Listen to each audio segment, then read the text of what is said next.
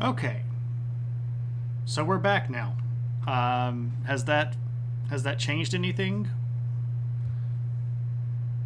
I don't think that it has because my microphone is still picking up stuff that's really, really hot. Because the average gain is still pretty high right now.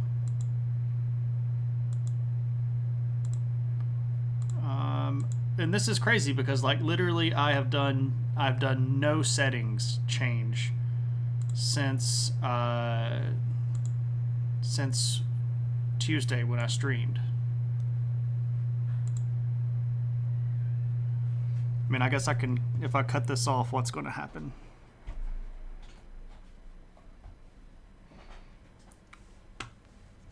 You can hear a 60 hertz hum.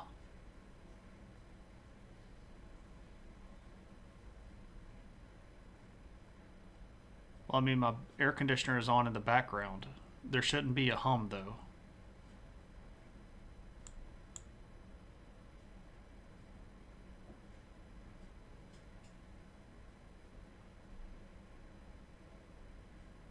I just don't know how it got so hot because Thursday, right? Or on Tuesday. It's like I can. Okay, so I've got the gain pulled all the way down now. Uh, has has that affected any of the hum?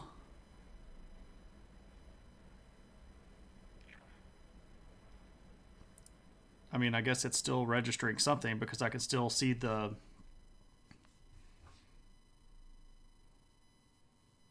You might be hearing my computer because now we can hear data interference. Super fun. Super duper fun. And I've got the directional thing turned on to where it's only supposed to be picking up stuff that's in front of it.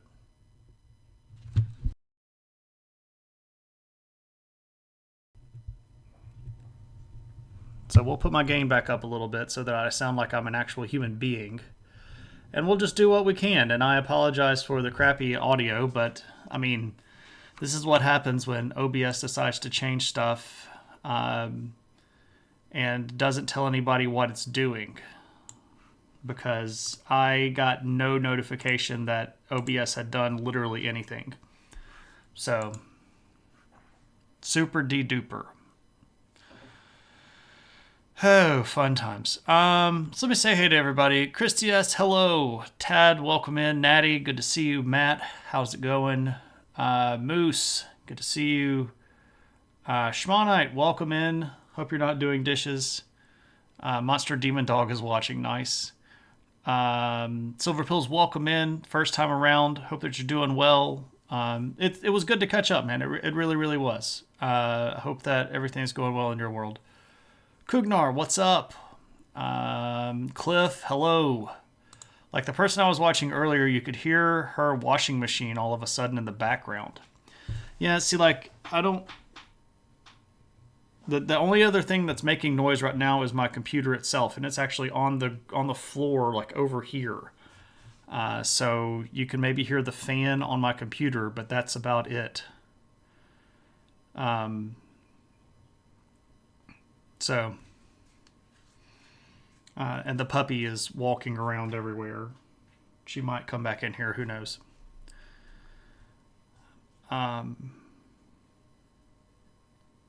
So I guess I'll just have to figure out something to filter audio stuff through because obviously there's that. Oh, Green Herring, thank you so much for the subscription. In the craziness of all of that garbage, Green Herring resubscribed.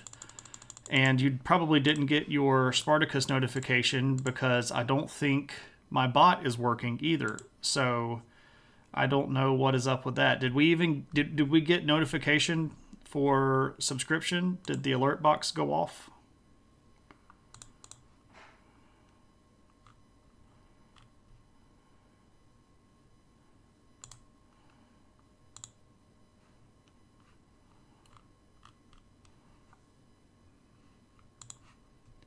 Wow, they have changed literally all of this.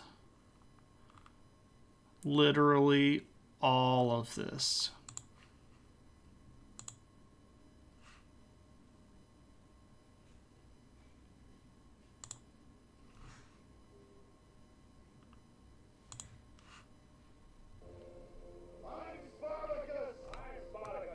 And we're getting double audio for that.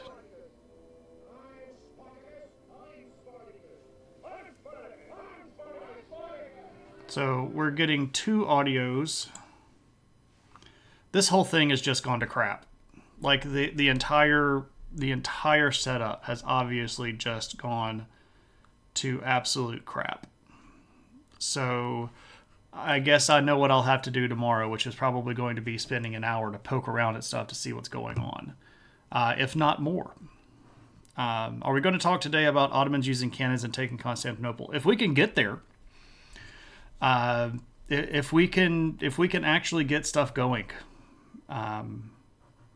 Ooh, can I be stuff? I don't know what you mean. Can you be stuff? But yeah, we'll talk about Ottomans and blowing up walls in Constantinople and things like that. So, anyway, crazy times that we live in. This is what happens when technology updates and nobody knows what's going on. But we are back to Adventures in History. This is episode 165 of the main series, and we're going to tonight be talking about a group of people called the Ottomans, who are really influential and very important for about the next 600 years of our history. So we'll be talking about the Ottomans for a while. Every time we come through a new phase, we'll have updates on what's going on with the Ottomans, and we don't really get rid of the Ottomans until basically World War I, and even then we now have the country of Turkey, which is the remnant of the Ottoman Empire. So they're not gone, they're just sort of changed around a little bit. But we're going to talk about where they came from and how they got established and how they went from basically this little group that didn't really have very much at all to being literally one of the most powerful empires on the face of the planet. So that's how we're going to go about it. And we're going to start with the beginning, and that's sort of a description of what's been going on over here in this Middle Eastern world. For those of you that might be new to the channel or haven't been around for a while, on Thursday nights we've been covering history since it started, going all the way back to the beginning of humanity, and we are up to the point where we are talking about a sort of a period of time that stretches from about 1200 to about 1400 or so. And we're kind of looking at thematic elements as we move through a portion of the world at a time. And we've talked a lot about Asia and a lot about the Mongols in the last few episodes. And we're going to get to the Turks today, but it's fair to point out what's actually been going on sort of as a refresher or to catch anybody up if they haven't been in chat. Ottomans are famous for, not necessarily seat making, but foot resting, right? This region over here used to be a big and important part of the Byzantine Empire until it wasn't. And this happens mostly because of a group called the Seljuk Turks who came in and wrecked all of this region. And then later we have a couple of different other Turkish and Muslim groups that managed to take most of Anatolia away from the Byzantine Empire. Anatolia, of course, being Asia Minor or the modern-day peninsula right here that is Turkey. And at the time period that we're going to be looking at, which is sort of like the late-ish 1200s, there wasn't really a single unified country that contained all of this territory. It was a bunch of very small little groups that were broken down into regional territories that are sometimes even as small as city-states. And there are some that are Christian, there are some that are Muslim, there are some that are Arab Muslim, and some that are Turkish Muslim. And of course, the Byzantines still wanted to retake all of this area, and they still did hold some territory, especially around this region right here, which is the Ionian coast, and this region right over here, which is called Bithynia. So the grasp that any one group has on this area is very tenuous, and there's a lot of fighting going on. One of the largest groups that had made a claim to this region was called the Sultanate of Rome, which was a Muslim group that took over the central part of Anatolia and decided to call itself Rome. And it obviously wasn't Rome, but, everybody wants to be Rome. So we start with a guy that is going to be really important, and his name is Osman Ghazi. Now, here's the thing about Osman Ghazi. I can show you this and say, look, here's a picture of Osman Ghazi. But this is a picture of Osman Ghazi from later on. Tad, of course you can be Rome. All you need to do is take over a region that used to be Roman and make sure that you have at least one area that could be potentially called a capital, and then you just declare yourself Caesar. So that's all you really need to do. So you get to work on that, and then you can absolutely be Rome. So this is a picture again of Osman Ghazi, but this is from probably about 150 years after he died. So whether or not this actually looks like him is rather speculative, if we're just being honest with ourselves. And the reason we don't have good pictures of him is because we don't actually really have a lot of information on him. Now, this is an interesting point, because if you ask a lot of historians, especially if you ask Muslim historians, they're going to tell you all about Osman Ghazi, and they're going to tell you about all these stories about where he was born and how he lived in his early life and all of the stuff that he did while he was a young man and da-da-da-da-da. We really don't know any of it, for sure. The oldest sources that we have that describe this guy come from about 120 to 150 years after he was dead.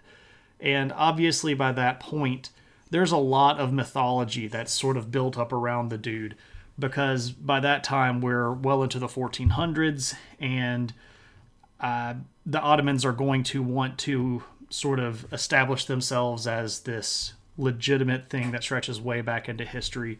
You know how it goes when you've got a new ruling dynasty that wants to make sure that everybody follows it. You have to make sure that you have these roots that go super far back into history. But we really don't know that much about Osman. We don't even really know when he was born. We can guess that he was born somewhere in the 1250s, but we're not really even sure about that. We're also not really sure where he was born. This is in direct contrast to some of the contemporary Muslim historians that want to give, again, this sort of whole narrative of his life. We really can't trust that very well. We do know that he was Turkish, and we do know that he was part of a group called the Oyuz Turks. Dun dun dun. Dun dun dun dun dun.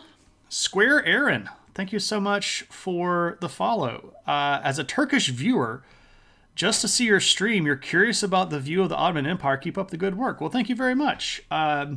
If you're Turkish yourself, I don't know if you speak Turkish, but if you do, I could say merhaba, which is basically hello in Turkish. I really like Turkey a lot. I've been there several times.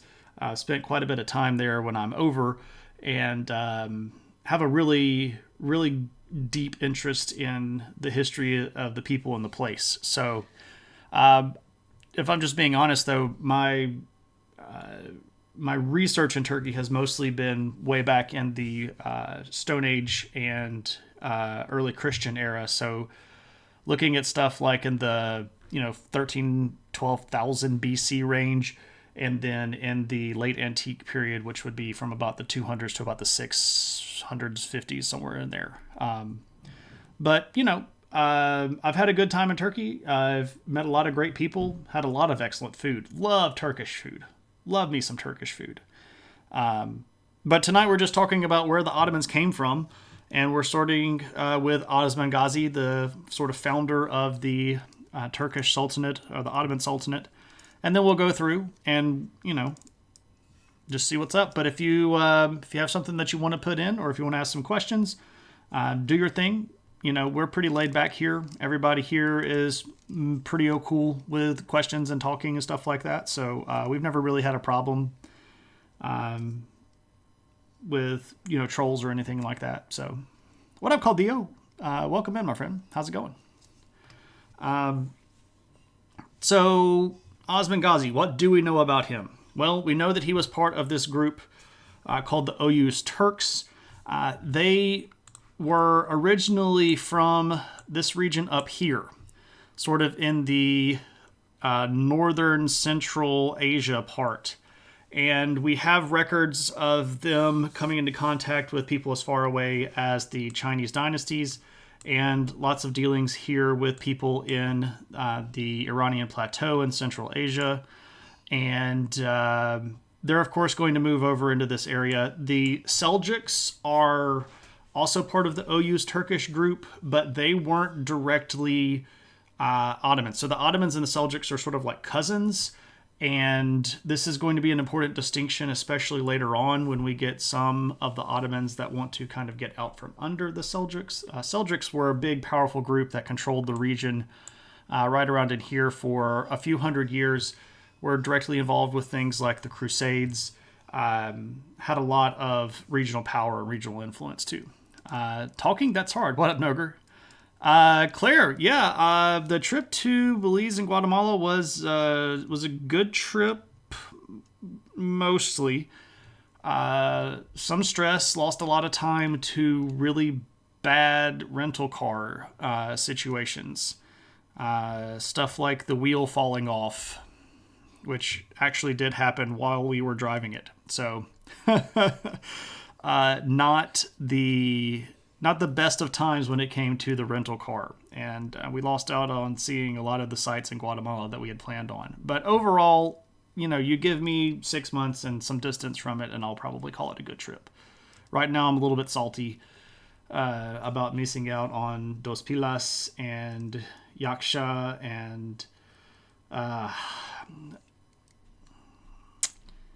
Washaktun would have been really cool to go to. But, you got to do what you got to do, right? And it was a tough call to skip a lot of that stuff, but our vehicle literally wouldn't run. Anyway, so we know that he's a Turk, Osman Ghazi. We know that he's from the Oyuz Turks. And we know that at some point prior to his birth, his dad apparently became the local bey of a city that's called Soyut. And Soyut is up in this region of modern-day Turkey. It's right about here. And a bey is B-E-Y, like I wanted that bey. A bey was a title of some importance. It wasn't super high up the list, but it was one that designated this person as noble and important. And being a ruler of a city is, of course, going to be a position that's going to be able to get you some money and some influence. So Osman is going to have a little bit of a leg up during his young life. The first years of the history of the Ottoman Empire are missing because the Turks didn't know how to keep records. That's true, Square. I guess I should say Aaron. That's why we don't know much about the early years of the Ottoman Empire, at least firsthand. That's correct. We mentioned that right off the top, and we're still trying to deal with that a little bit when we're talking about Osman here, because we really don't know too much about what his early life was like, what his growing up life was like, especially what his family's life was like prior to him taking over. We do know that eventually, upon the death of his father, he is going to take over as bey himself of the city of Soyut, but we don't know exactly when that is. It's probably going to be sometime in the late 1200s. We don't know exactly when. We also don't know exactly what went down in that process. We don't know, like, if his dad just got old and died, or if there were things going on that were political, that maybe an assassination or some sort of political wrangling. We don't really know any of that stuff. We have reason to believe that when he was first taking over the city of Soyut and becoming bey himself, that he was going to cause some trouble along the border here with the Byzantine Empire.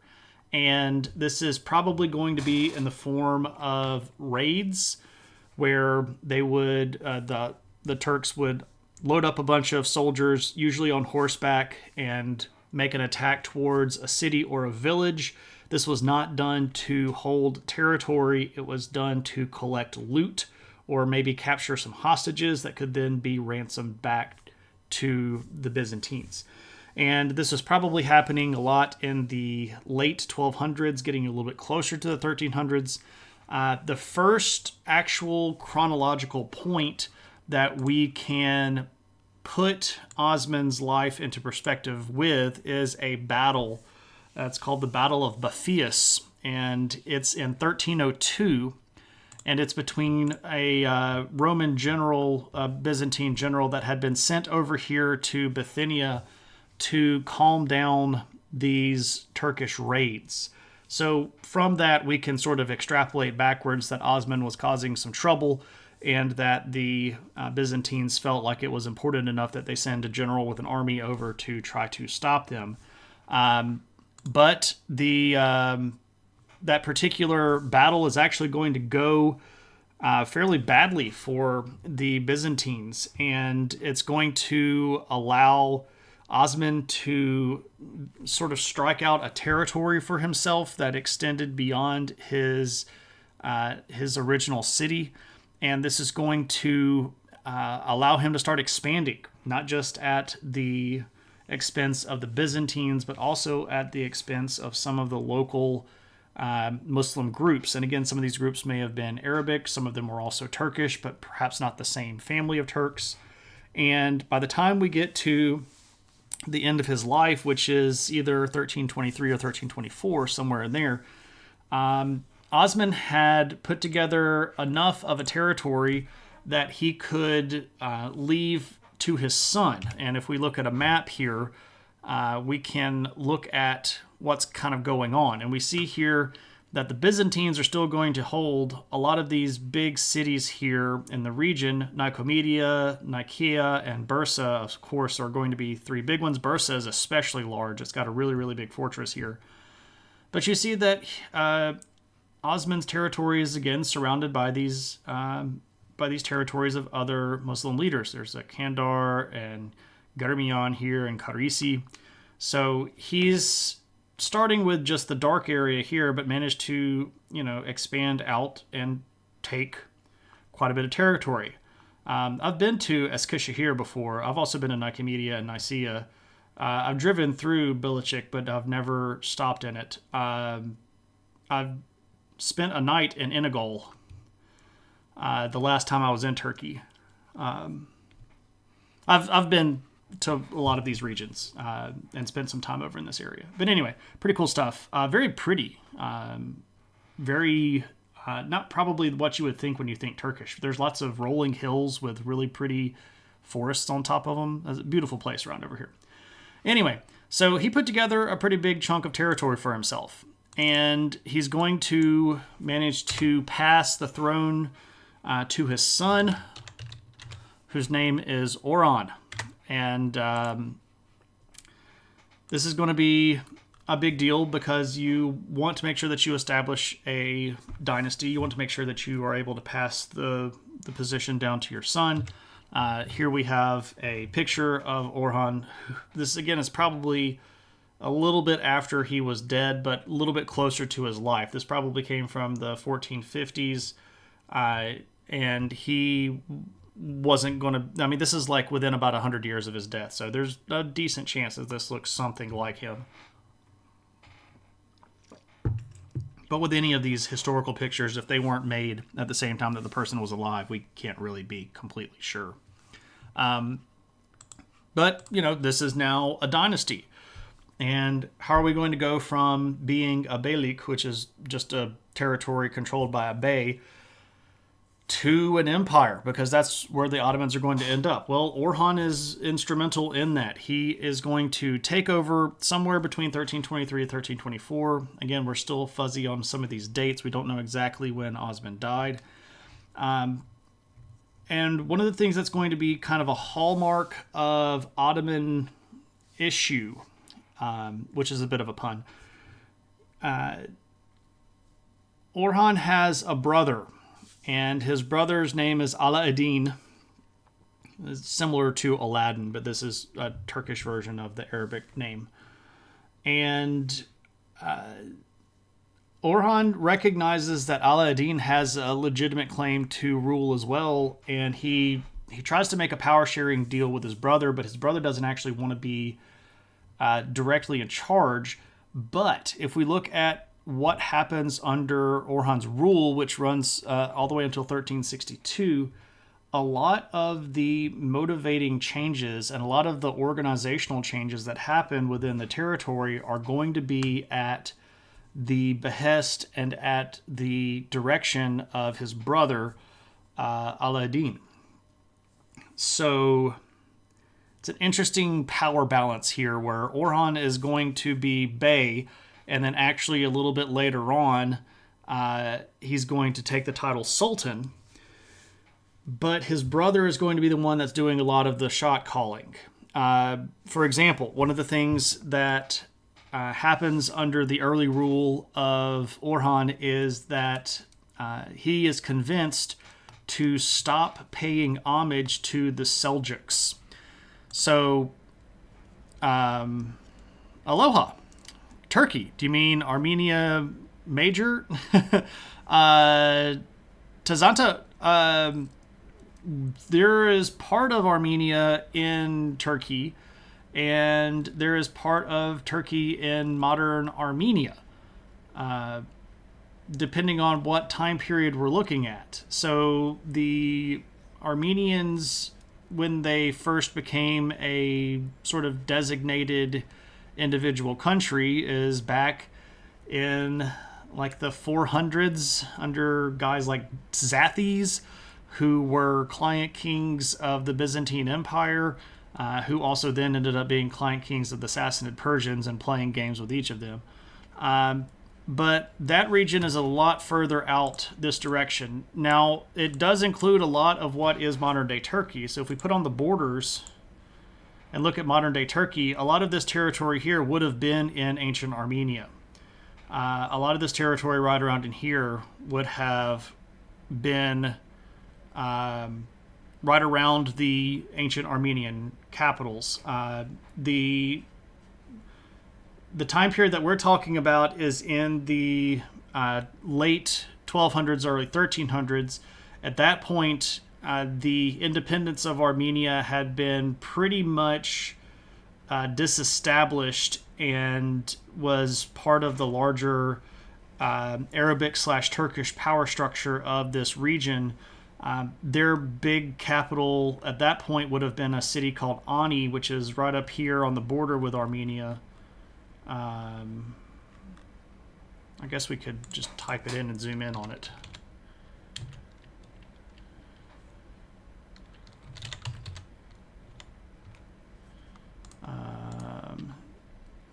Oh, sorry, a little bit down.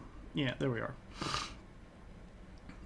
So this is actually the ancient site of Ani, where the ancient Armenian capital would have been. It's right on the other side of the border from Armenia.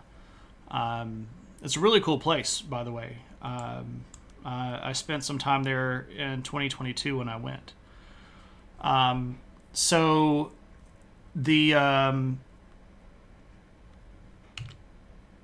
situation that we're talking about at this time period would not have been anywhere near Armenia territory at any time period. We're talking about this region way over here. Now, at this time, there was a smaller subset Christian kingdom down here called the Kingdom of Armenian Kilikia, which had been established during the Crusader states when Crusaders under the First Crusade married into the Armenian dynasty and ended up bringing some of the Armenian Christians down here as a way to try to help out as a base of power. So there was a Christian state called Armenia. Well, it would have been Armenian Kilikia right about here, but even then we're still way over here. So made from a good description, maybe, not just from a person who saw him, perhaps. So we have brothers sharing power and no one dies accidentally on purpose. Shmonite. We're getting to that accidental on purpose phase. Ala-ad-Din and Orhan do appear to get along, and both of them apparently live their entire lives out. So that's good, but that's not indicative of how it's going to be for a while. As far as you remember, Osman Ghazi died in Bursa from gout disease. We do know that he died, but he died right before they took Bursa. There was actually a siege of Bursa going on while Osman was ailing, and they took the city like either maybe just a few weeks or maybe it was a few months after he died. He's buried in Bursa. And if you go to Bursa today, you can actually go to the shrines where several of the early Ottoman sultans have their tombs. Osman is there, his son is there, his grandsons are there. There are a lot of the big early sultans that are in these really, really cool tombs with turbans and these big, beautiful drapes on top of their tombs. It's really, really pretty stuff. Claire, thank you so much for the bits. And I apologize for the alerts not going off. Would have been, I think you mean still is. I'm not sure exactly to what that is referring. Something to do, I guess, with Armenia and Turkey, I would suspect. But I have lost the particular reference in the tendency I have to ramble about stuff.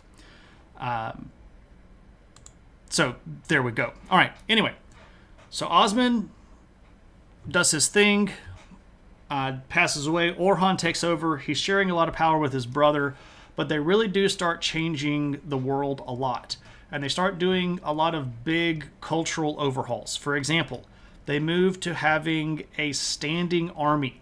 So this is a professional army that is paid by the Sultan.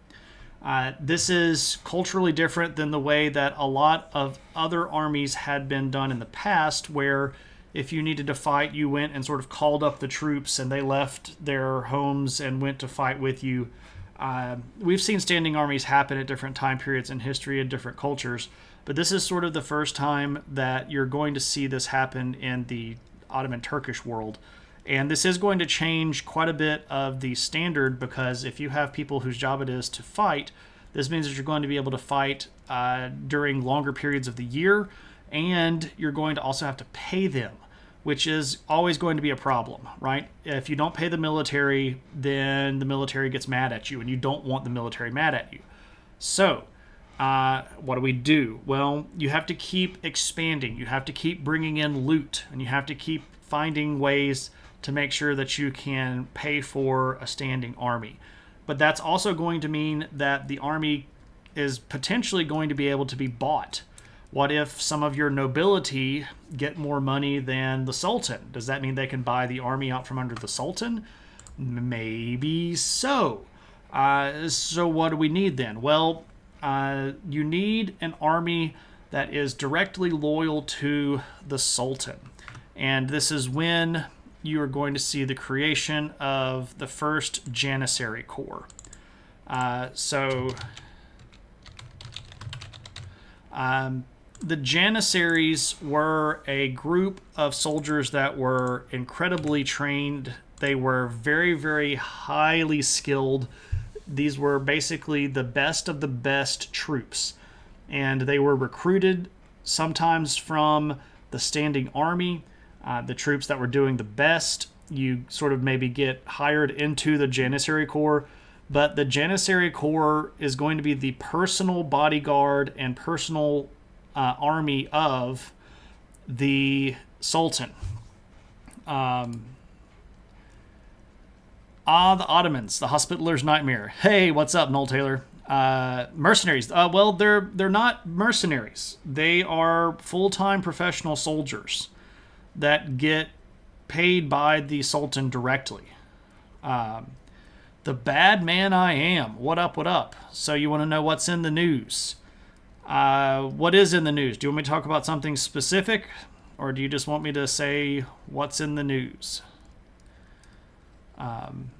Do they take slaves into the Janissaries? Sometimes, yes. Sometimes, and this is later on, especially after the Ottomans had expanded over here into the Balkan territories. Sometimes young Christians would get sold into slavery or kidnapped and put into the Janissary Corps and raised as Janissaries from a very young age. And what this did was created an interesting bond between the Sultan and these individuals who were originally Christian. Now, a lot of these people would eventually convert to Islam, but as soldiers that were taken care of directly by the Sultan, they didn't naturally have connections to any of the other Sultan figures or any of the other big Ottoman leaders or nobility. Not to the vizier, not to any of the other beys, but purely to the Sultan, because he was literally their caregiver. Any news about the presidential election? Are you wanting me to talk about Trump getting convicted on 34 counts? Trump got convicted on 34 felony counts earlier this afternoon. If anybody is celebrating and is planning on getting drunk to celebrate the event, I would encourage you not to do it. This is not going to stick. It's going to get appealed. He's not going to go to jail, and this is not going to affect the overall outcome of the election. So don't get too happy. Don't get excited.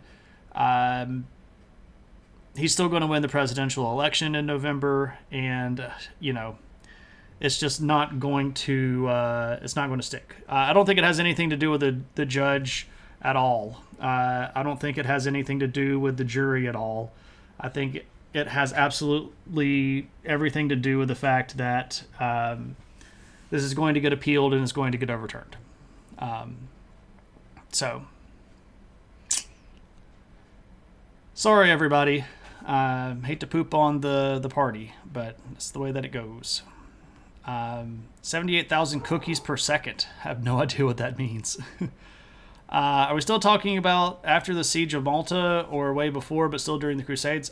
This is in the 1300s, so we're talking right now about the 1320s. At this point, all of the big crusades have ended. There are still crusades going on, but they're small regional things that ultimately don't have very much impact. The big four crusades end in the early 1200s, so we're about 120 years after that. Sounds almost religious. It kind of is. Trump has been found guilty. Yep. No, I don't think he's going to do time. I do think he is going to win. Well, he can't have guns anymore. I don't think that he's going to it doesn't matter. I don't think that any of this is going to stick. I think that as soon as he gets sentenced, he's going to get sentenced on July the 11th.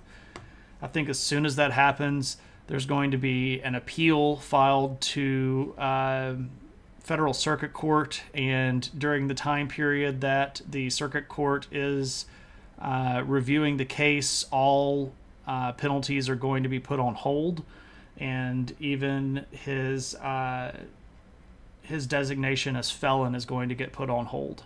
And I suspect that will continue to be put on hold all the way up into the Supreme Court, where it's eventually going to get overturned if it gets that far in the first place.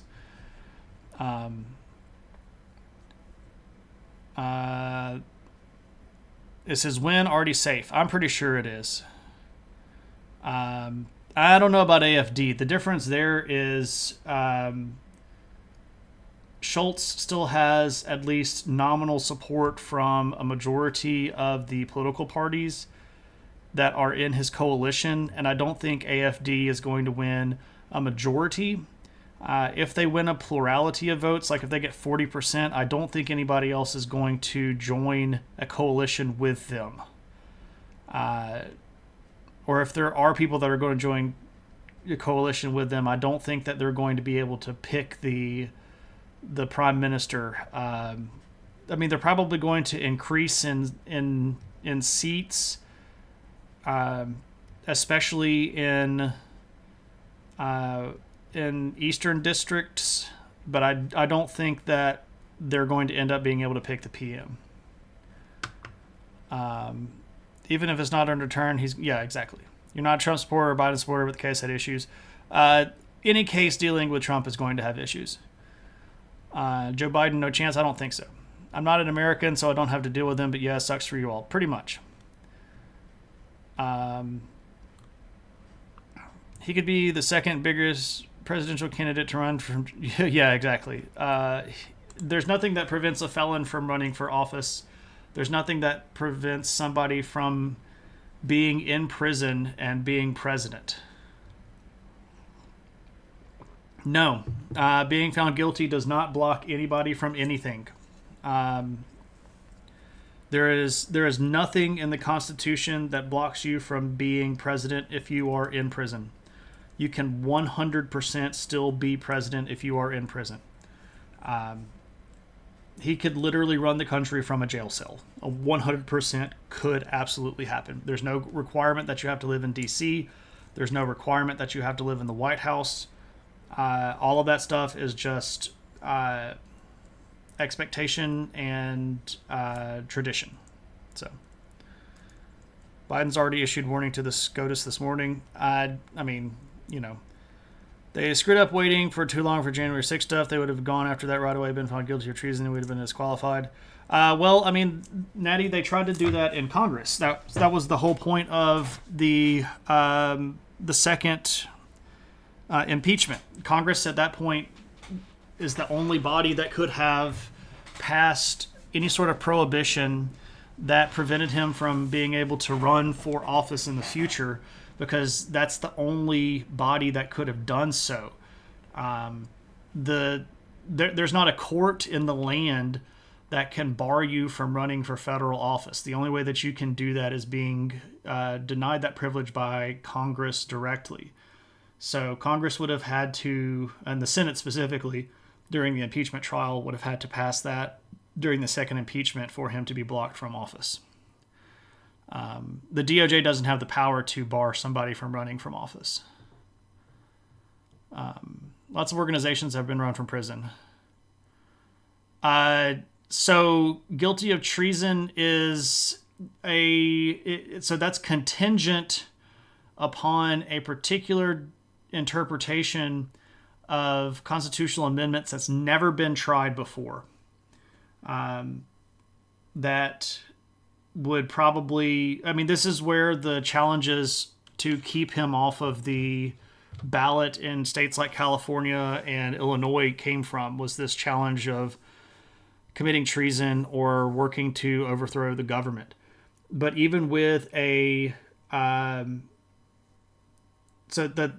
him to have been found guilty of treason at that point, that would have had to come from the Senate. And this is actually one of the ways that Trump's lawyers argued against taking him off of the ballot, was saying that he had not been found guilty of treason because the Senate was the only body that could do that. So it's an interesting interpretation of law, and it's really hard to figure out exactly how that would play out. It would have ended up in the Supreme Court one way or the other, because it hasn't been tried yet. The DOJ could, theoretically, but at that point, where are you going to prosecute him in federal court for that? Are you going to do that in like the District Court of D.C.? Perhaps, maybe, but I don't think that would have stood up. So the two routes that are viable were the Supreme Court or Congress, and I don't think either of those were going... Well, obviously Congress didn't, and I don't think the Supreme Court would have. But we are way off track. Let's talk about Orhan, who was a big, powerful guy that created the Janissary Corps. He's also going to start fighting a lot to take over territory from the Byzantines. And he is going to end up taking Bursa. He's going to end up taking a couple of other big cities. And he's going to end up running afoul of this guy. This is Emperor Andronikos III. He was the emperor of the Byzantine Empire. He's part of the Paleologos dynasty, which is the last of the, well, not the last, but basically the last big dynasty of Byzantine rulers. Andronikos is going to really not like Orhan very much. And to show this, he's going to round up a really big army and take it across the Bosphorus into Anatolia in an attempt to knock this guy out once and for all. He and his Christian forces are soundly defeated, and when he returns home, he basically gives up. He pretty much says, we can't stop the Turks. We don't know what we're going to do otherwise. We've got to try to find a way to make peace with these guys. He doesn't end up lasting very much longer on the throne. There are all kinds of problems inside the Byzantine Empire at that point. A dynasty that is, or a family that is challenging him is going to end up taking the throne. And we end up with a new guy that's Emperor John VI. I don't have a picture of him. But he ends up trying to make peace with Orhan by marrying his daughter to Orhan. So Theodora, the princess of the Byzantine Empire, is going to get married to Orhan as a way to try to cool everything down. But this is actually going to exacerbate the problem, because at that point, theoretically speaking, Orhan has a sort of duty, if you will, to protect his in-laws. And there's a big civil war that ends up starting right after the marriage. And Orhan is actually going to use this as an excuse to move over to the European side of the Sea of Marmara. And he's going to move over and take a big chunk of territory just across the Dardanelles. And this is really going to upset the Byzantine Empire, but there's not really anything that they can do about it at this point. So if we look at Orhan, this guy's making a lot of progress. So this is the territory here that he started with from his father, Osman, and all of this stuff is what he added to the group. Now, down here, this was against other Turkish groups, and over here we have him moving against other Muslim groups, as well as taking Ankara. Ankara at that time, prior to being taken over by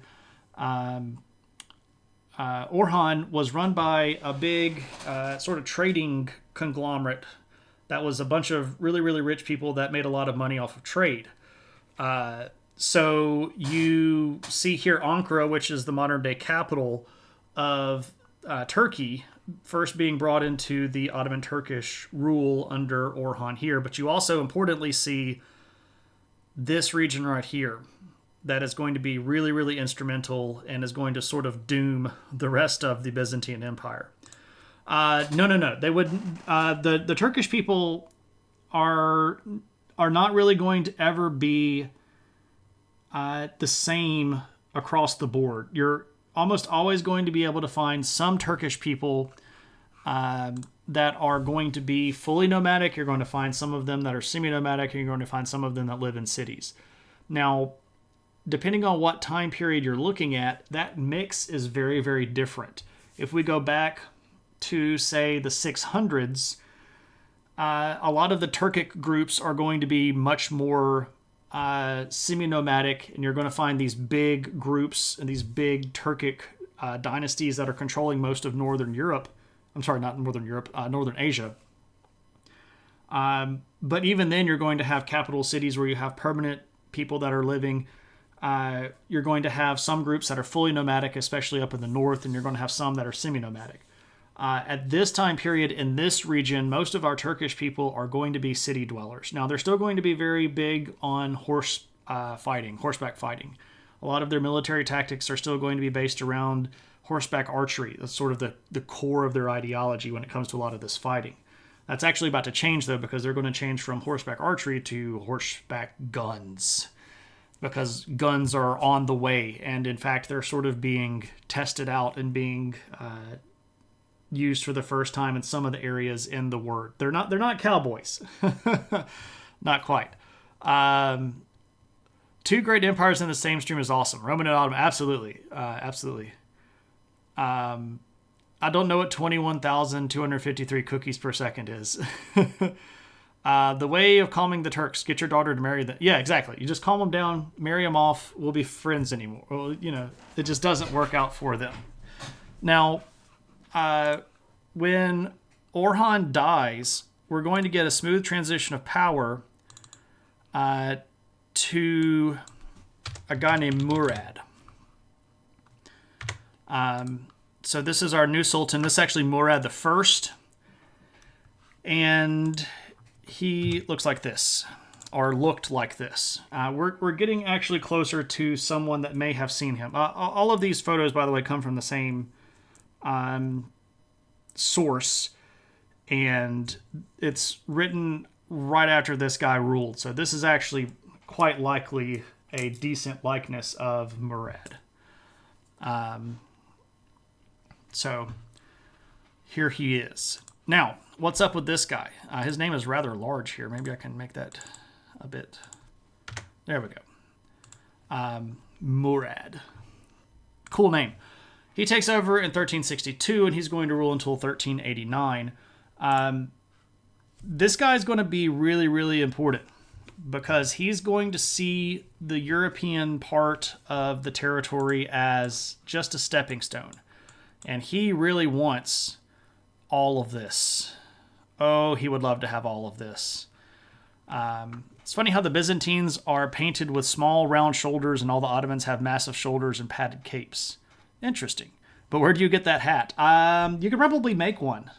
Needs more chonk. Well, not every horse can be chonky in every world. But Murad really wants this. And he really wants to expand into the Balkans. He's going to start off by having some trouble with some of the local Turkish groups, especially some that had still been aligned with the Seljuks. And he's going to expand southward down this direction, right about here. If we turn on our board, yep, there it is. There's a city here called Antalya. And that, even in the ancient world, was a very big and very important port city. And one of the things that Murad was really interested in doing was making sure that he not only had a very strong military on the ground, but that he also had ships. And to expand his potential access to trade and to naval power, he's going to move south and take out some of his enemies and end up incorporating Antalya. And this is a big important idea because what that's going to do is sort of isolate the rest of these regions over here, as they are now surrounded on basically three sides by the Ottomans. Regardless of the topic, do you think it was the right decision for the Turkish people to convert to Islam? So this is an interesting question. Most of the Turkic people, prior to about 1000, we could go back to maybe 800, where you start seeing some early converts to Islam. But definitely by the time we get to about 1000, most of the Turkic peoples in this region had converted to Islam from their traditional religion, worshiping a god named Tengri, who is the same god that the Mongolian hordes or the Mongols would have worshipped. This is a god that was very popular in the steppe region of northern and central Asia.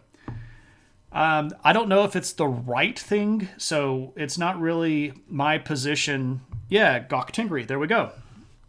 So it's not really my position to say whether or not somebody's religious beliefs are right or wrong.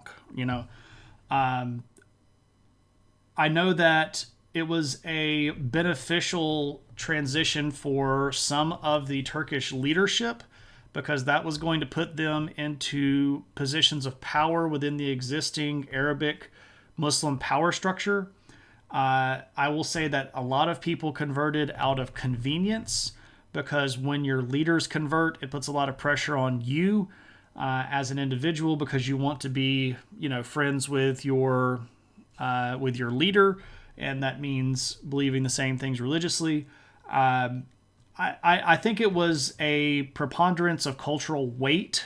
If you look at the Turkish people in the 800s and 900s as they're being introduced into the Muslim world, they're mostly being brought in as mercenaries, and mercenaries were already looked down on anyway.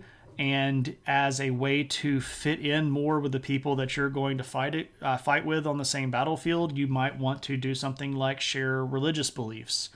So I think that there was a lot of cultural pressure to convert, but I don't know if it was the right thing or the wrong thing, right? It's not really my position to make a value judgment on those people's religious beliefs that far back in time, So that's a fair question to ask, though. I think and it's an interesting one to discuss. We all know the Greeks are actually Turks. Ooh, those are fighting words, Natty. Since no one else has said it, I will. This is where the sultans could swing. There were swinging sultans at this time period for certain. Orhan had about 9 wives. Murad's going to have about 14. The harem is absolutely in play here. So they were swinging in the sexual sense, but perhaps not playing swing music, though I do really like that song Sultans of Swing. It's one of my favorite songs from that time era. You emphasized that Tingri's attitude was, yeah, thanks for making me temples out of the rocks I already made. Yeah, pretty much. Was Tingri the leave me alone, you bugs? Kind of, sort of, right? Leaders demanding the citizenry to convert. That would never happen here. Ah, interesting, yeah. Jewish, I can't even find one boyfriend. Oh, Claire, sorry. I am so bad at giving relationship advice. I consider myself ultimately ridiculously lucky to have convinced someone as intelligent and beautiful and kind and nice as my wife to marry me, right? So, there we go. Jeesh, not Jewish. Okay. Yeah, I'm just lucky. Lucky and caught her at the right time of her life where she was willing to settle, right? We don't know how we pulled it off either. I appreciate that, Viper. Also, hey, Viper. I don't know if I said hello when you came in. And hey, Tuna. Good to see you. Okay, so Murad expanding over in Anatolia. Also, let's expand over in the Byzantines. And he's going to do quite a bit. And most importantly, he's going to take a big city right here called Adrianople. This was one of the biggest and heavily fortified cities in the entire Byzantine world at this time period. And losing Adrianople was massive. It was a humongous blow to not only the Byzantine position, but also to the Byzantine psyche. This is a giant psychological loss. And that is going to open up the region here of Thrace to conquer. And this is also going to give Murad a position to springboard over into this region, which is at this time period mostly being dominated by the Kingdom of Serbia. And this is going to be a really sort of touch and go time period for the world. Things could have gone way, way differently right here. One of the things that Murad manages to do after taking Adrianople is actually forcing the Byzantines to pay tribute. So at this point, the Byzantines were technically a client kingdom of the Ottomans, which is a really weird position to be in for the Byzantines. But when the armies of Murad move into the Balkans proper and they run into the territory of the Serbians, they're going to run into this guy.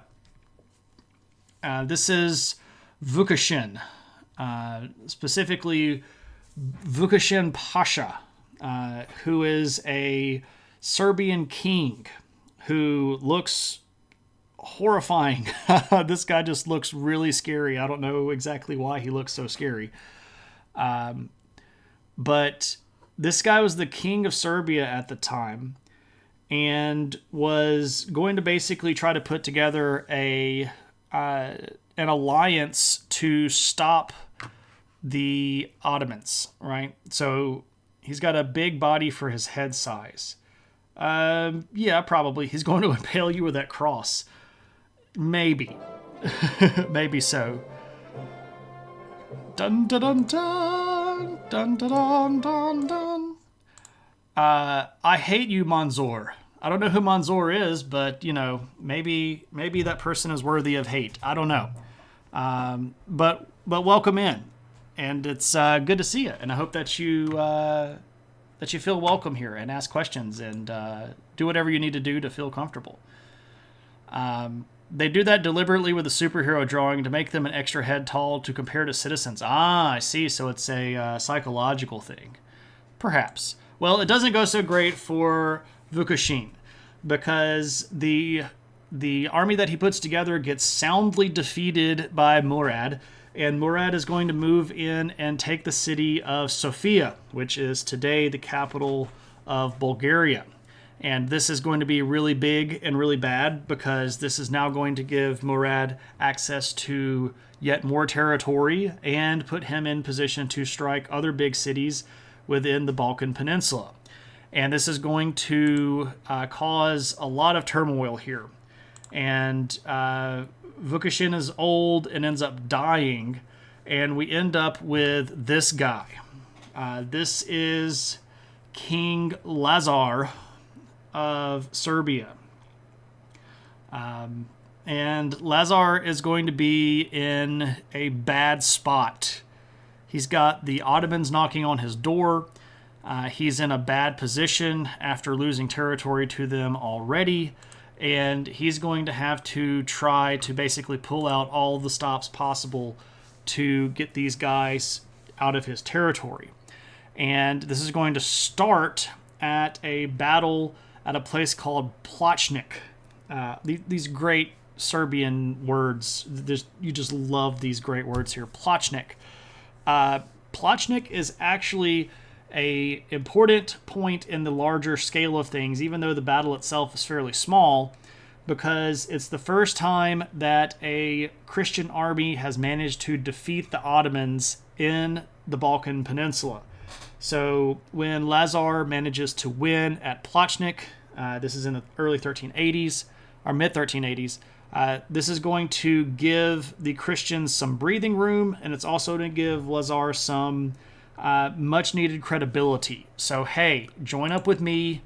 I'm capable of beating Murad. I can put his name up here. Lazar.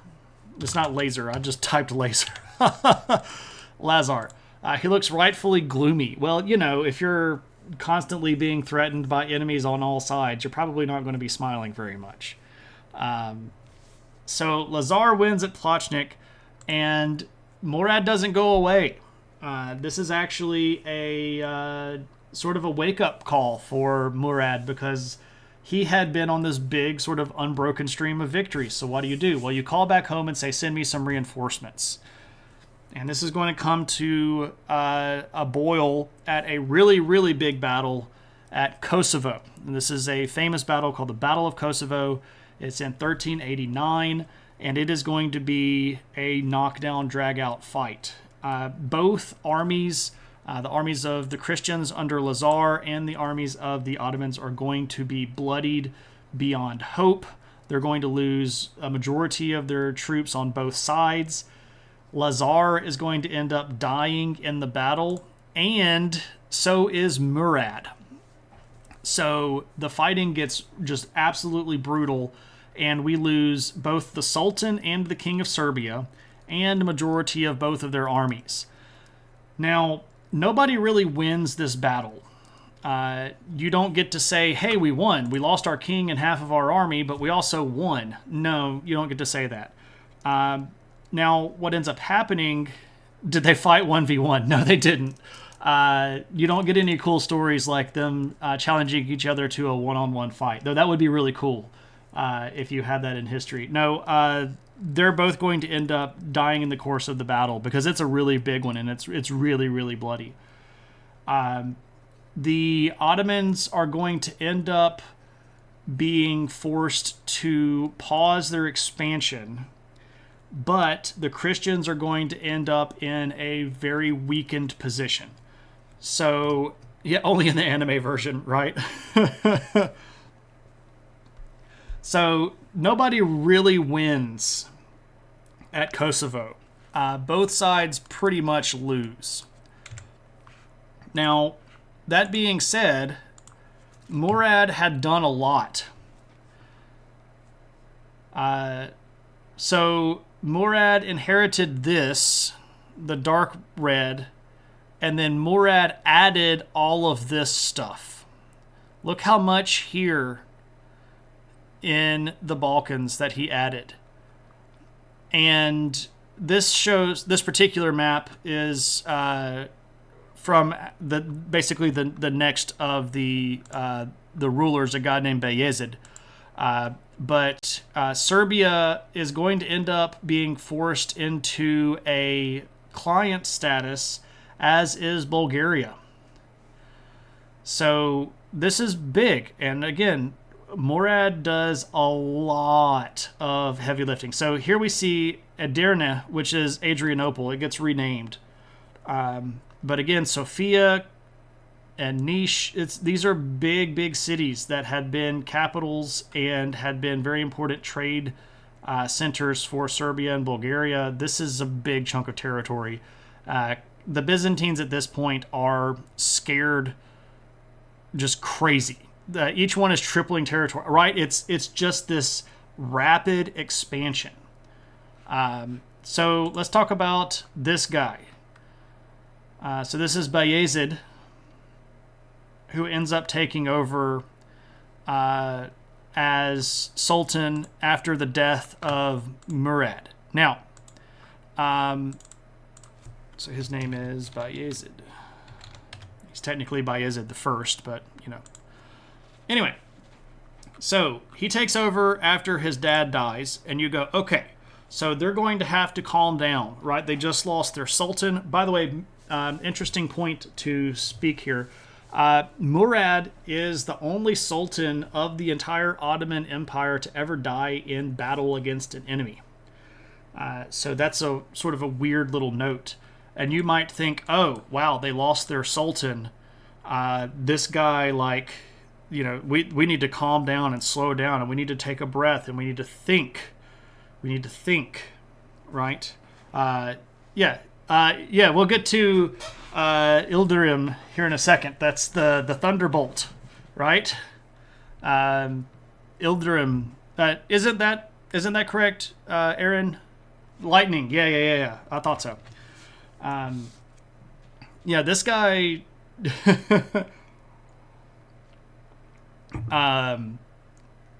Bayezid is a big deal. If you're like, oh, they're going to slow down and calm down. No, they're not.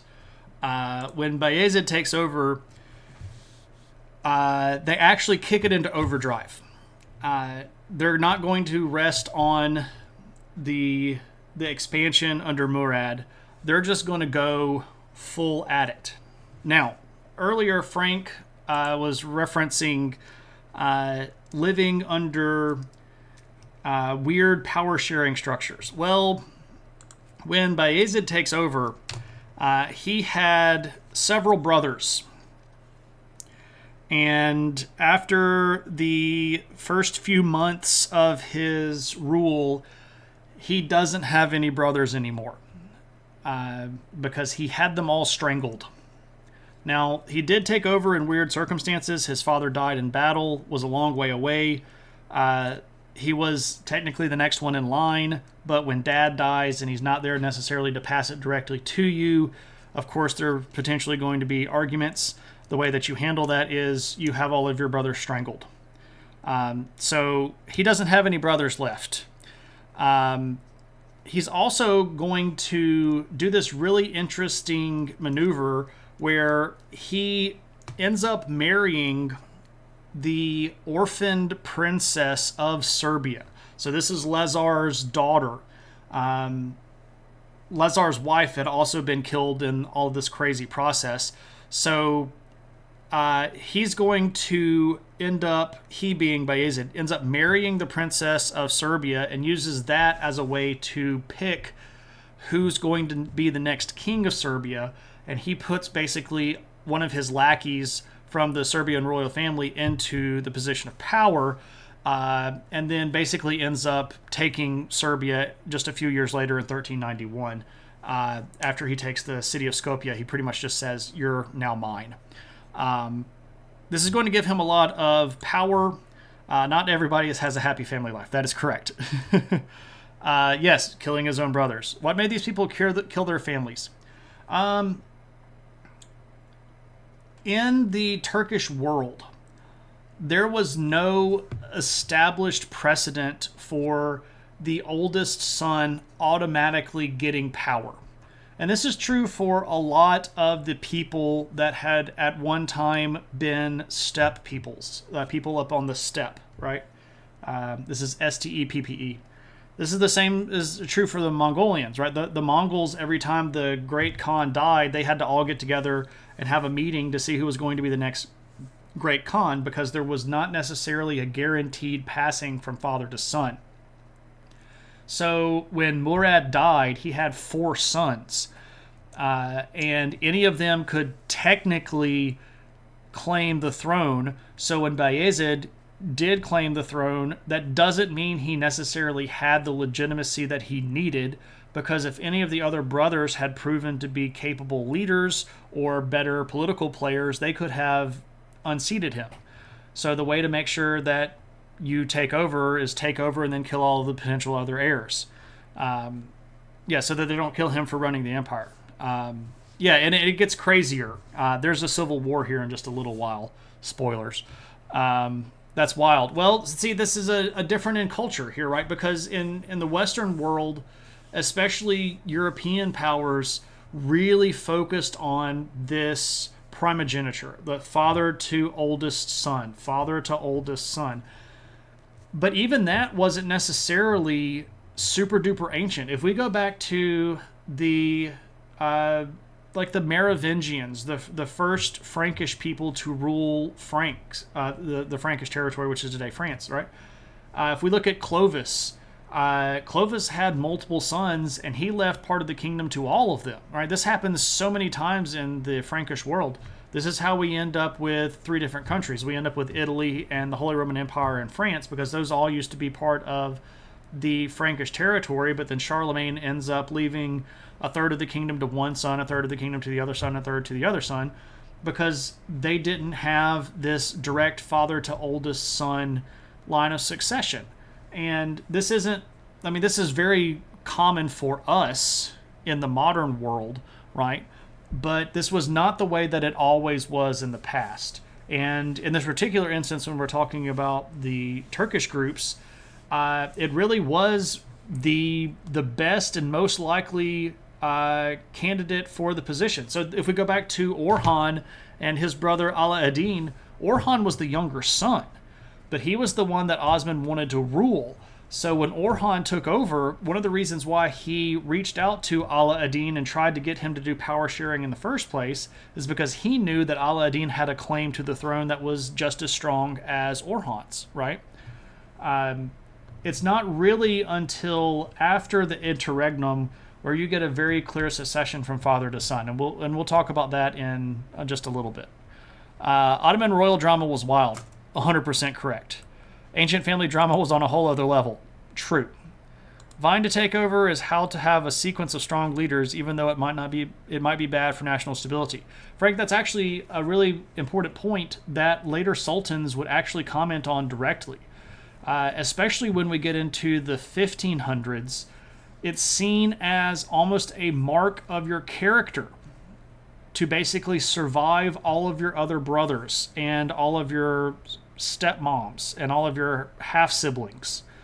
And you'll find sultans actually saying stuff like, I'm not going to choose my successor until I'm almost dead because I want to see which ones of my sons are going to be the most fit. And they're literally using this sort of family drama scenario in the harem as a way to sharpen the wits of the next potential sultan. Because if you can survive all of this drama and not die, you're going to be a better ruler. But of course, that falls over into public more often than it probably should, because then you end up with civil wars and claimants to the throne and people reappearing suddenly and claiming the throne, and it causes a whole bunch of trouble all the time. Anyway, Bayezid, we're so far behind. This guy is huge. He marries into the Serbian royal family. He pretty much takes Serbia into the territory, captures Skopje, makes them bend the knee. He tries to take Constantinople. He lays siege to them in 1394, but it doesn't end up working out as well as he had hoped it would. So he is going to move back over to Anatolia, and then the things really just start going into kind of overdrive. He is going to take most of Anatolia in just a few years. Between 391 and 394, Bayezid is going to take almost all of Anatolia. And this is him fighting against other Arabic Muslim groups, other Turkish Muslim groups, and also against other Christian groups that are in the area. By the time we get to 1394, he's going to go back to Constantinople and try to lay siege to it again, but then he's going to run into trouble. And he's going to run into trouble under the guise of this dude, a guy named Timur, who you may also know as Tamerlane. That's insane. Shane has survived 4 years of streaming, the greatest history streamer ever. Well, Noger, I'll tell you this. And this isn't me bragging, and this isn't me saying anything. But as far as I know, I am the only person on Twitch that does what I do, which is actively try to teach history in a way that people can get into it, approach the topics, ask questions, have fun, be involved. A lot of other people that have previously streamed under the history tag have shifted to doing a lot of game stuff. And I understand that, right? Because gaming is sort of what sells on Twitch. And that doesn't mean that they're not legitimate historians, and that doesn't mean that they don't legitimately know a lot. But I'm, as far as I know, the only person that has started trying to do history stuff and kept at just doing history stuff, right? So, what up, Uncle Bill? How's it going, my friend? Welcome in. Everybody look busy, right? 100,000 cookies per second now. Caldillo, what are you talking about with the cookies, man? I don't know what you're talking about. Timur, what a great king. Yeah, that guy was super powerful. And here we have a picture of Timur. So this guy is a guy that we've talked about before. And he has been a topic of conversation a few different times. He was a Mongolian. He claimed to be kin to Genghis Khan, but he's basically going to take over most of Central Asia. That's it, saying that there's no other history streamers. Well, I mean, it kind of is, but it kind of isn't, right? History isn't the sexiest topic. Not a lot of people...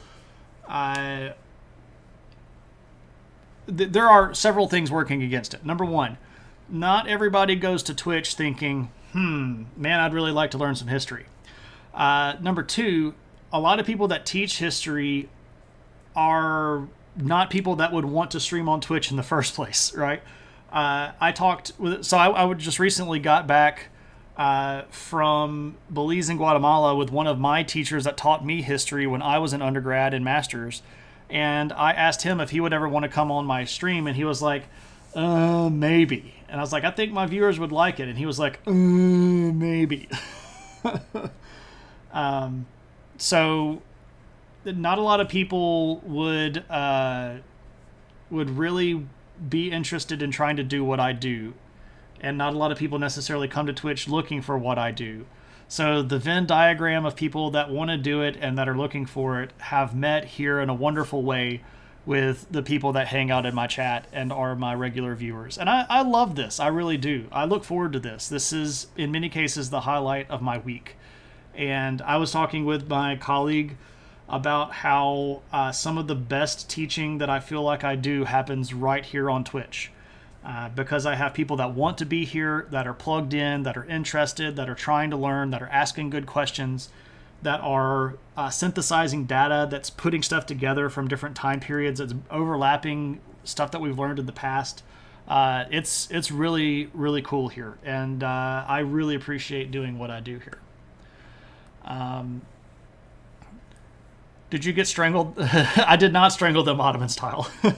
It's your favorite Twitch for sure. Well, Clara, thank you so much. I appreciate that. And now that it's summer and I'm not traveling internationally, we'll be streaming more frequently and more regularly. So there are other historian streams. Yeah,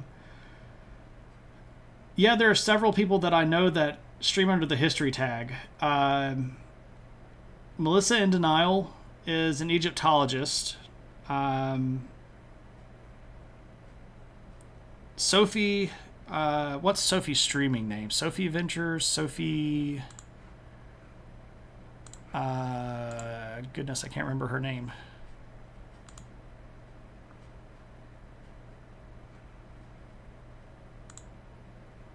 S.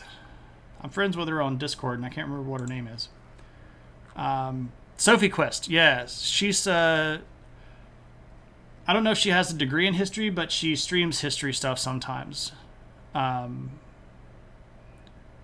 There's a game where you set up exponentially faster cooking. I see. Cookie clicker. Gotcha. It's not the sexiest topic? No, Maddie, it isn't, unfortunately. I do like history, and I think that it is a very sexy topic, but it's not necessarily something that that a lot of people want to get onto. You'd love to watch some more history, Frank. It's going to happen. I was actually thinking earlier today that I might do viewer request every week during the summer, which would be 2 streams a week every week. I don't know if I can keep that up. Like, one of the reasons I was thinking that is because I have been sort of fighting this week to figure out what I'm doing with myself, right? Like, what am I doing with myself this summer? I don't actually have a big topic to research. Last year I was working on Tolkien lectures and spent a lot of time on that. I'm learning Japanese this summer, but honestly, it's not taking a lot of time. I'm only spending about an hour to an hour and a half on that every day because I don't want to try to blow my brain up. Because I don't absorb language the same way that I absorb just sort of rote fact. So it's a different kind of thing. I'm sure there are other history coaches high school coaches on Twitch, right? There's someone playing Fortnite on history tag in Twitch. I'm the only one who... Yeah, see, that's the thing, Aaron. I think I'm the only one that actually talks history. I love it. You always look forward to the streams. Thank you so much. Amateur archaeologist. Do I know this person? I don't know. Don't exhaust myself. Yeah, see, that's the thing, Frank. I don't want to exhaust myself. I think we're going to have more streams, but I don't know if I'll do it every single week. You could still be watching decades from now. Frank, I appreciate that. Carry Academia focuses a lot on art history. I've been to Carry Academia streams before, and yeah, it does absolutely talk about a lot of art history stuff. Cassidy Austin, when she streamed, also used to talk about a lot of art history stuff, but I haven't seen Cassidy on stream in years now. You might argue history is a very sexy topic since it includes all of it. Yeah, there we go. Yeah, and Eris talks a lot about history stuff too, especially ancient stuff, where his philosophical love and his history go overlapping. So that is true as well. No paleontologizing as well. Danny's a good dude. And even Rocket Stage talks a little bit about history because she's geology. So there's a lot of people in TKF. If you're not familiar with TKF, there's a plug for that. If you're interested in more thinky Twitch, learning sort of stuff, check that out there. And check out those cool people that are part of the Knowledge Fellowship with me. Maddie, you should put all these people in Discord, if you don't mind, because I'm going to forget literally all of them. I have a bad tendency to get off of stream and my brain immediately just like go BART and dump all of the data. It says invalid link. Which one? The TKF? It opened for me.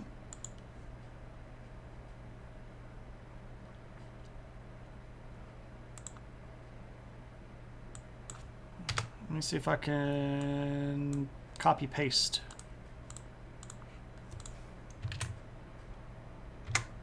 See if that one works.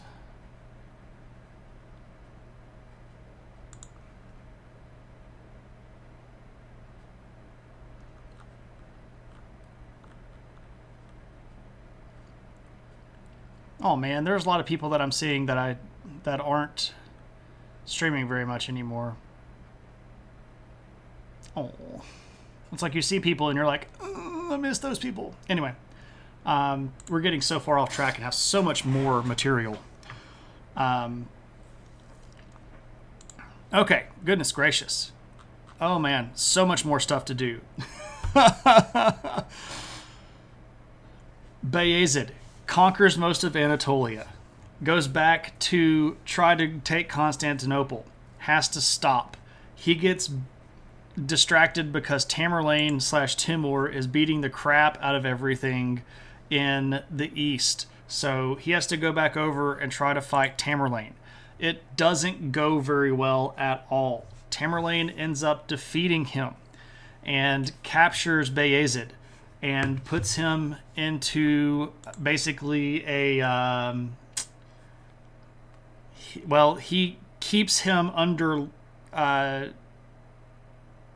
captivity for the rest of this guy's life. It's your own server link that appears to be broken. My Discord? Because when I click on the Discord, it works for me, but I'm already part of it. Alas. So, what do we do then? Well, there's a bit of a problem. Because Bayezid is the Sultan. And if he's in captivity, does that mean he's still the Sultan? And that's an interesting question. We don't really know if he's the Sultan or not. Does he get ransomed back? No, he actually dies in captivity. And that causes a bunch of problems. Because when he dies, his 4 sons decide that they should all just kill each other. There's no law against running for Sultan from captivity. That's true. He was invoking the Airbud rule, kind of. So this is what we refer to as the Ottoman interregnum, and it goes from 1402 to 1413. And because we're really behind in material, let me just sum up what happens here briefly. There are 4 brothers. Isa ends up getting killed in the bathtub by his brother Mehmed's assassins. So Mehmed sends an assassin. They kill Isa in the bathtub.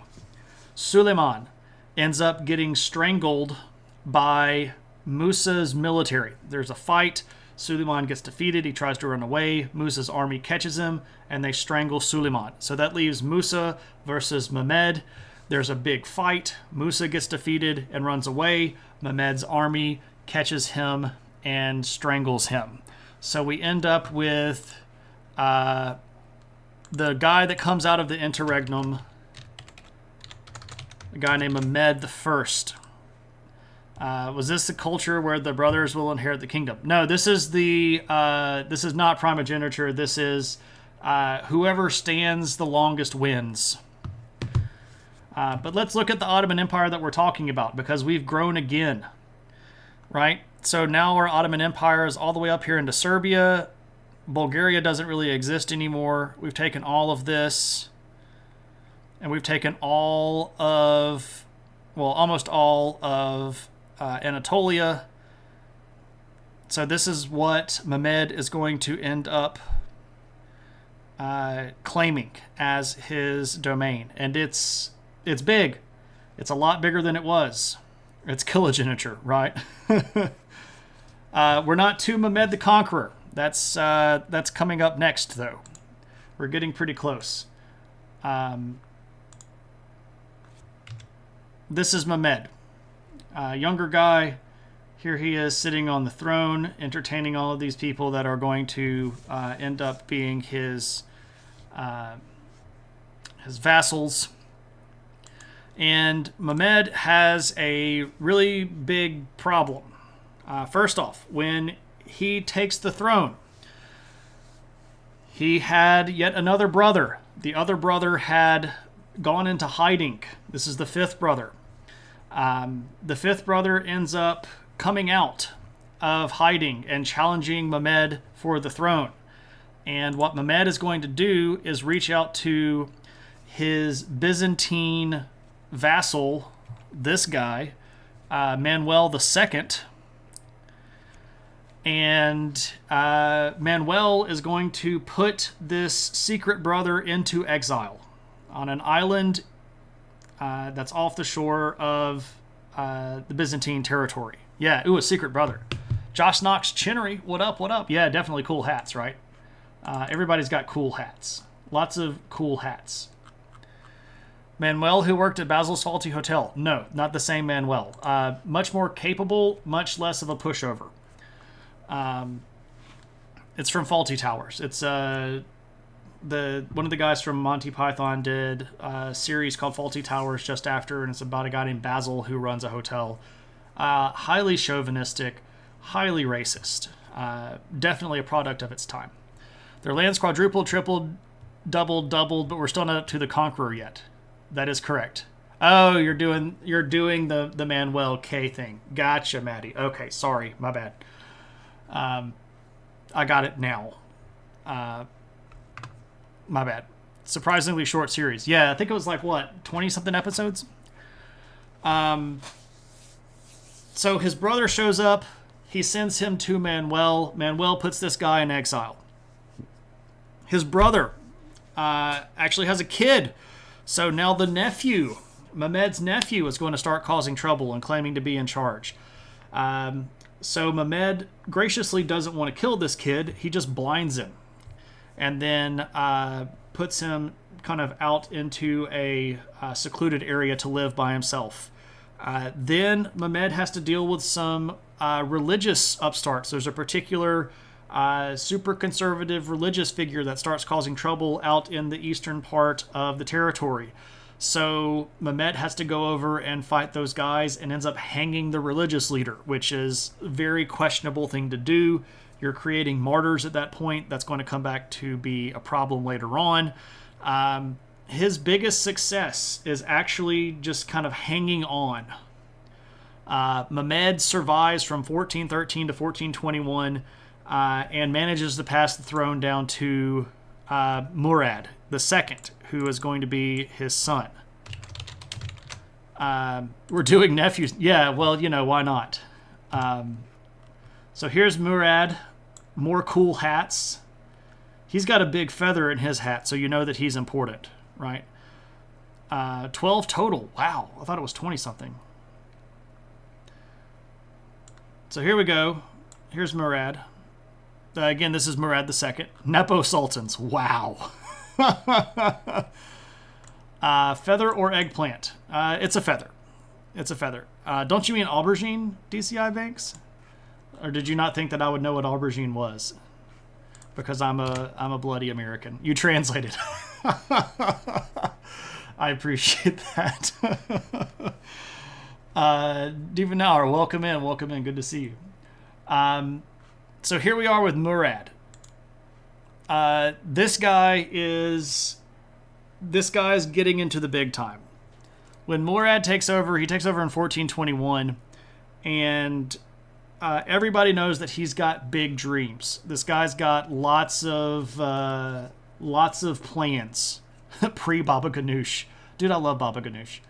Again, the Byzantines have all been drawn as religious figures, all holy symbols with tiny hands, while the Ottomans have all been warriors, massive shoulders. Oh, yeah, Frank, that's absolutely part of the style, though, because you got to remember the Byzantine emperors were big on the Caesaropapism thing, right, where the religious position is theirs as the head of the church. I mean, you had the Patriarch of Constantinople for sure, but the Byzantine emperors are emperors because God said so. And that's definitely part of their religious imagery. Right? Cool that you're on the subject. Since last stream you asked about the Greek heritage. Yeah, well, it just happened to work out that way. Just happened to work out.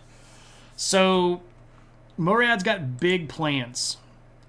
He's got big plans. The problem is that the Byzantines also have big plans. And Manuel decides, well, I don't really like the fact that Murad is taking over in a position of strength. So what should I do? I know. I should release his brother. I should release his uncle from captivity.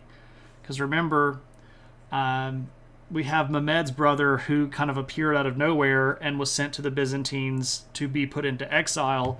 Well, Manuel goes and takes the secret brother, who's now the uncle of the Sultan, and lets him out and goes, civil war time.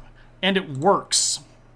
It works. The Ottomans fall into a very damaging civil war. And Manuel is like, holy crap, I'm going to be able to retake some territory. The problem here is that Murad gets really, really, really upset about this. And he vows that he will hold the Byzantines responsible for all of this and that he will punish them one day. So, crazy stuff, right? The Byzantines are emperors because God said so. The Ottomans are emperors because they said so, by killing the brothers. There we go, right? Murdering your brothers is political speech, therefore protected, right? Is that the joke?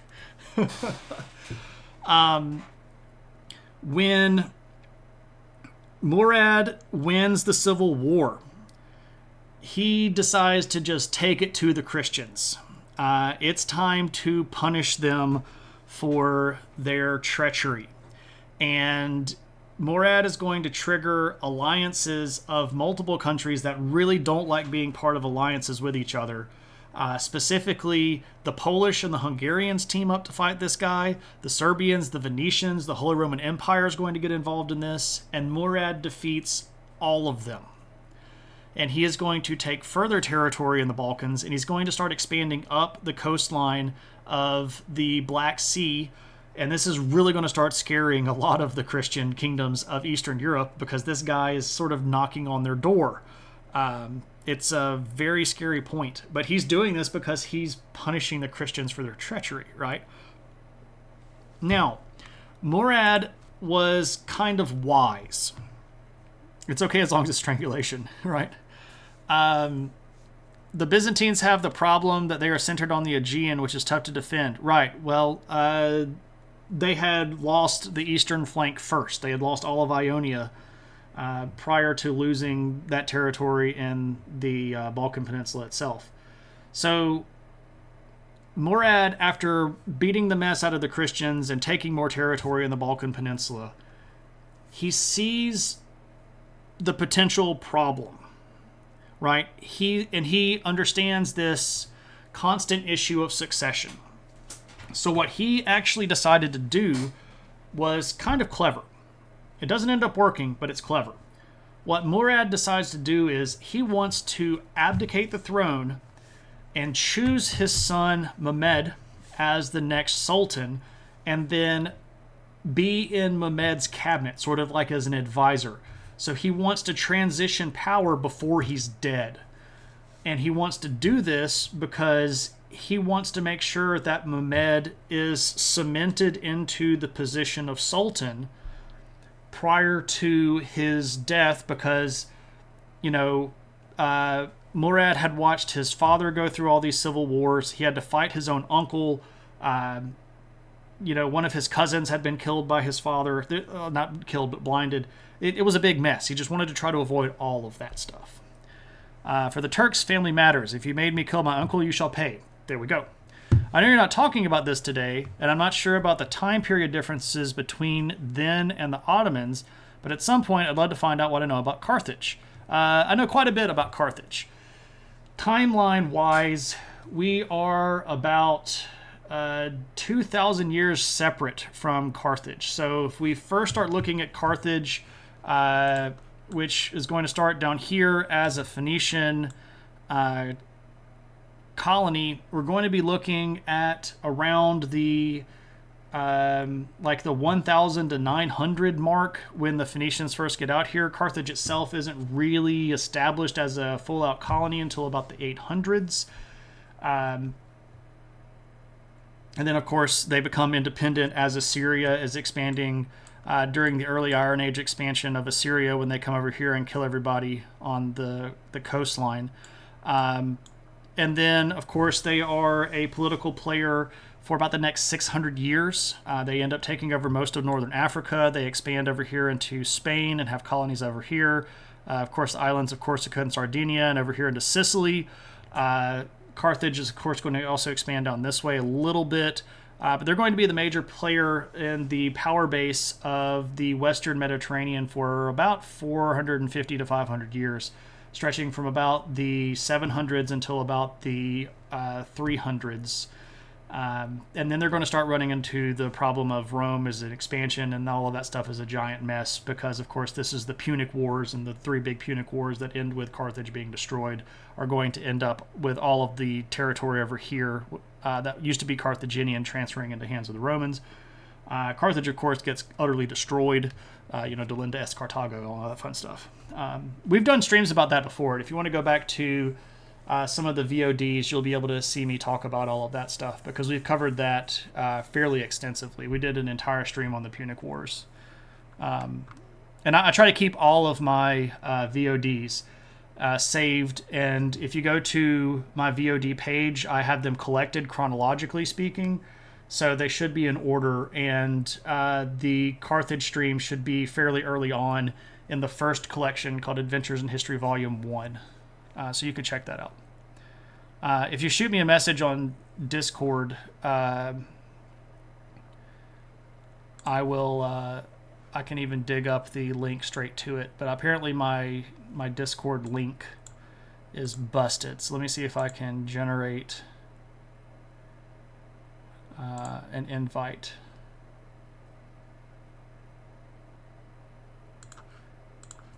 So let me see if that works. That should invite you to my Discord. And I'll need to, I guess, fix that.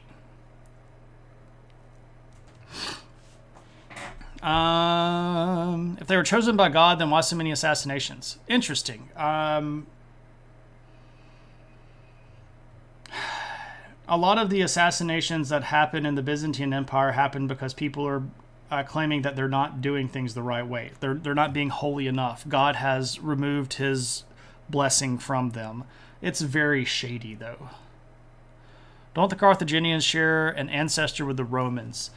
Technically, no. If you look at the mythology of the Romans and the Carthaginians, they do a little bit of overlapping stuff with Greeks, but they don't actually have any direct heritage. That region of northern Africa becomes Roman and stays Roman from about the 240s all the way up through the 400s when it falls to Vandals. Vandals are barbarians, but then it's back in Roman hands in the 500s under Justinian, and then they finally lose that territory in the middle and late 600s as Islam is expanding out that way. You want to see an HBO series about Carthage? That'd be cool. I'd watch that. It's so easy to forget that the U.S. hasn't lasted that long, historically speaking. 100% sure. Yeah, 100% true. There's not a lot of content on the YouTube about them. That's true as well. Carthage is an interesting group that has a lot of history about it, but it's not really sexy because it's not necessarily European. And most of the content that we see on YouTube is built towards Western audiences, which is very Eurocentric. The coffee shop I frequent is in a 700-year-old building. Yeah, there we go. Discord link in the channel description works. Channel description below works. That's really weird.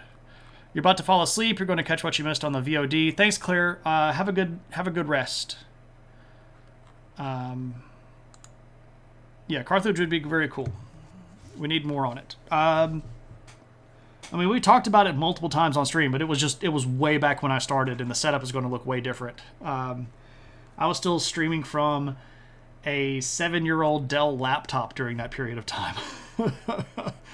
And it was rough. It was really, really rough. My lighting setup wasn't right. My microphone wasn't right. I was very much not pro streamer. You're very welcome. So Josh, if you just shoot me a message, I'll dig up the link and I'll send it to you. Anyway,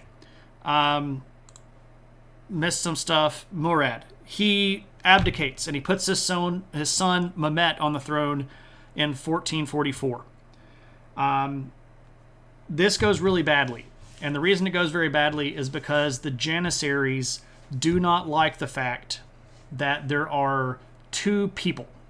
The Janissaries were loyal to Murad, and they didn't like the fact that Murad was trying to pass off his position to his son prior to dying. This is going to create rifts within the Janissaries, and some of the Janissaries are actually going to rebel.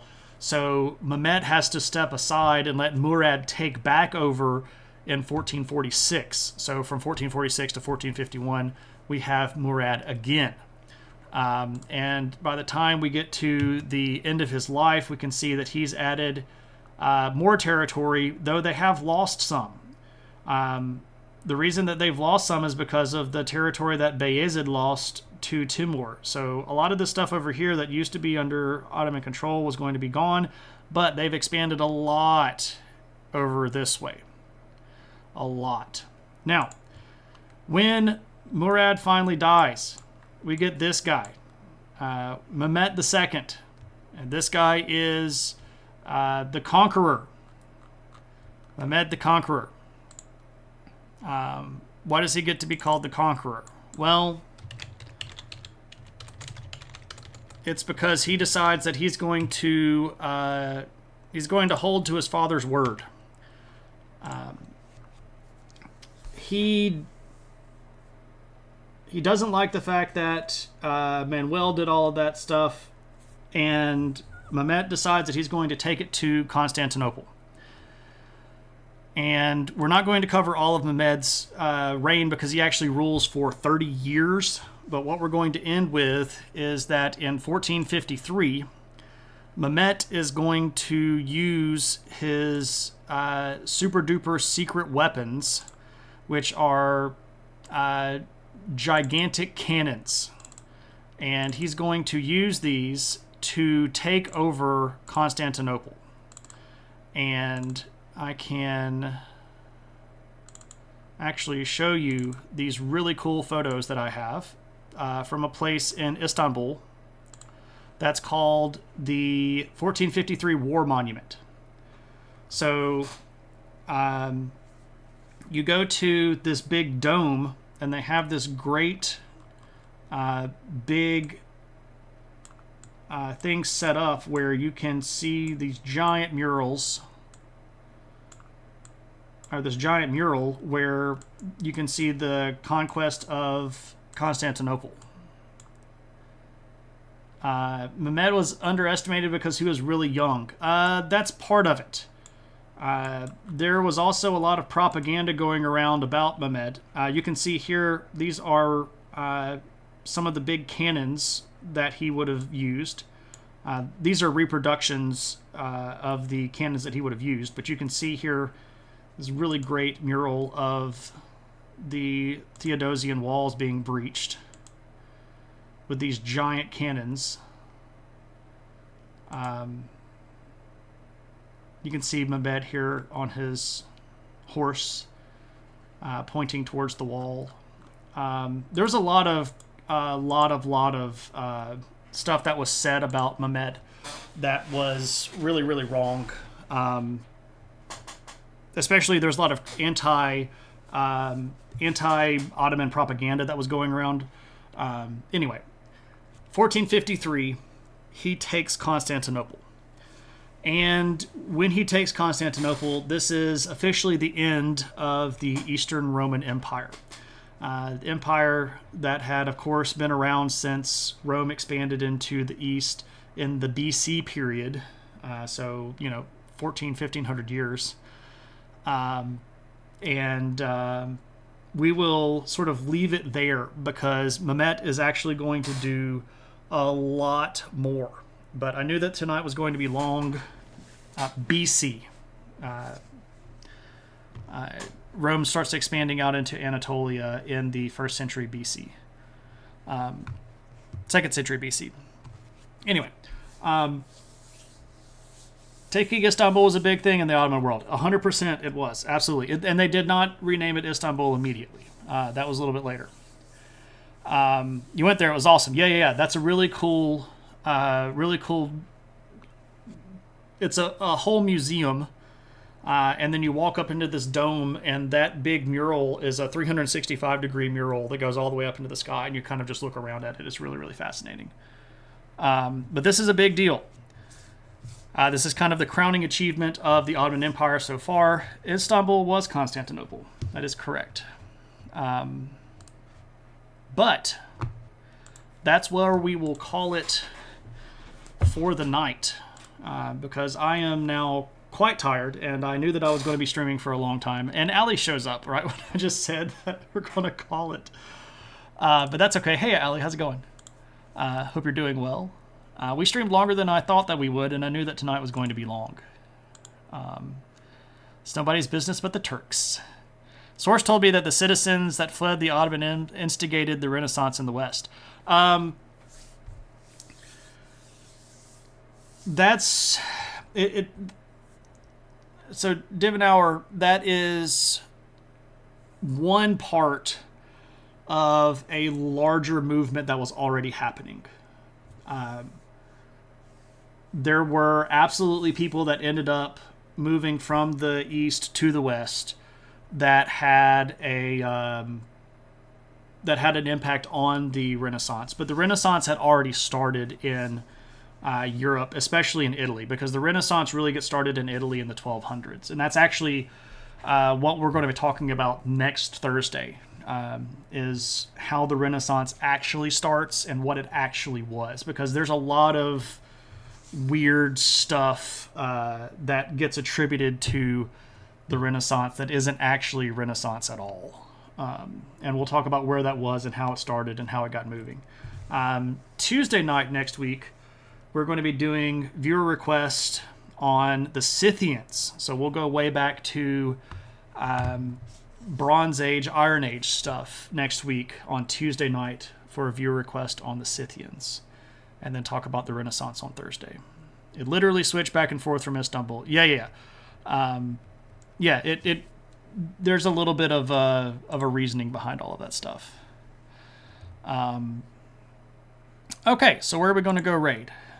Let's go raid somebody real quick.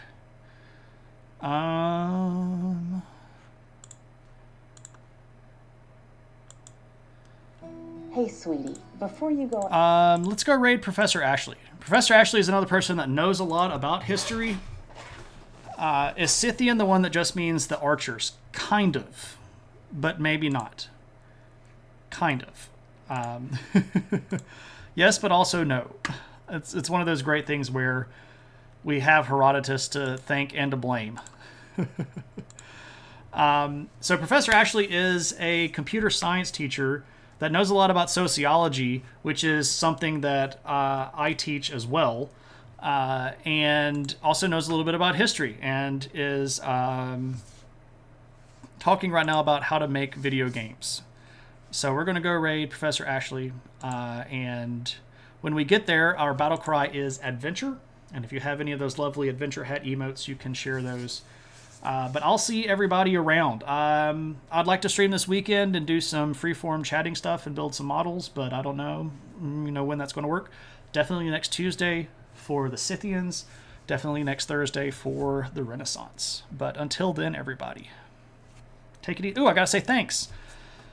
There are people that support me that do not get shown on Twitch. So to everybody that's subscribed, you can see them in chat with their cool little badges. Thank you so much. There are people that support me that don't get cool badges, and you can see them here. So you can see the links to Patreon here, and if you want to send me a book here, it's not book, it's books. Anyway, let's go raid Professor Ashley. Thanks everybody for supporting me, and have a good one.